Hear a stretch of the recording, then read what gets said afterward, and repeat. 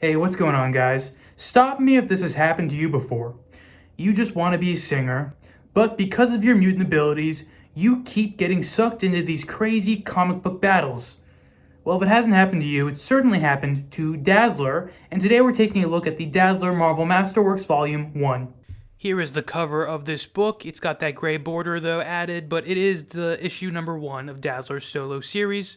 And here is the spine of the book. These are pretty much all the same for the Marvel Masterworks. They're a little boring, but I guess they get the job done.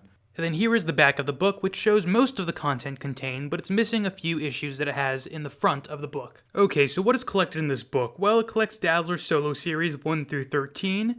It collects X-Men 130 and 131, and it collects The Amazing Spider-Man number 203. Before I really get into it, I just want to say I think this is a really unique book. I know it's a Marvel Masterworks. I don't normally pick those up. There's volume 1 and 2 of this Dazzler one out right now. I don't know if they ever reprint Marvel Masterworks, but I would go grab it right away, guys. Because look, you can start at 1 and 2. That's perfect. A lot of these Masterworks are already at like 34, and it becomes sort of like this burden, and I'm like, well, I don't want to get number 34 if I'm never going to get 1 through 33. And I was basically able to get volume 1 and 2 for the cost of like one omnibus. I basically got a Dazzler omnibus, and that's because one of the volumes is on sale on in-stock trades right now. I think they're trying to get rid of them. So go grab it while you can. So before I talk about why I think this book is so incredibly unique and interesting, let me just say up front what you're seeing here. We get the first appearance of Dazzler. We get the second appearance of Dazzler as that sort of finishes out her storyline in the Uncanny X-Men books. And then we get her, she has an appearance in Spider-Man before she gets her solo series. Let's actually talk about Dazzler as a character now and why I think her story of creation is so fascinating and a little bit weird. So I'm a new 24, so I haven't been around that long, but apparently disco was big in the 70s, but before disco died, Marvel was working with Casablanca Records to create this disco diva superhero, and they were going to have a disco diva superhero movie to go along with it, so they could do the movie marketing and the comic book marketing with this sort of cross-promotion thing to lift each other up, you know? And this is how the concept of Dazzler was created. But then disco, our dearly departed disco died. It kind of faded away. At least it wasn't as huge in popularity anymore, I guess. Like I said, guys, I wasn't around back then. And Marvel ended up just sort of holding the bag on this random disco character that is Dazzler. So I guess they threw her into Uncanny X-Men to get some more popularity. And then they gave her to Tom DeFalco, who also wrote that fun Firestar miniseries, by the way. And they gave it to him, and they were kind of like, hey, just do something with Dazzler, you know? This is kind of like an experimental book. Just, you know, have a ball, I guess. Make it sell. And Dazzler number 1 sold a ton of copies. It did really well. Now, Tom DeFalco gets off the book later due to some creative disputes, I think, which I'd be curious to learn more about what those were. But I think he does the first 6 or so issues and maybe plots out the story for 2 or 3 more after that. But Dazzler is so fun and interesting to me because, I'll say, many of you don't know this. I've maybe mentioned it like once or twice on my channel ever, but I've been involved in theater and the theater arts since I was a wee lad, and I'm actually an internationally produced playwright as well. So it was really fun that Dazzler is an arts person too, and she doesn't even want to be a superhero. She just keeps getting sucked into these superhero problems. And I mean, she's not going to not help. She is virtuous, and, you know, she believes in goodness and justice and all those things that make our heroes heroes. And it's not like she's fighting street crime either. They surprise me in this by putting her up against such big, notorious bad guys. I mean, just in this one, she fights Hela, who's like a goddess, right?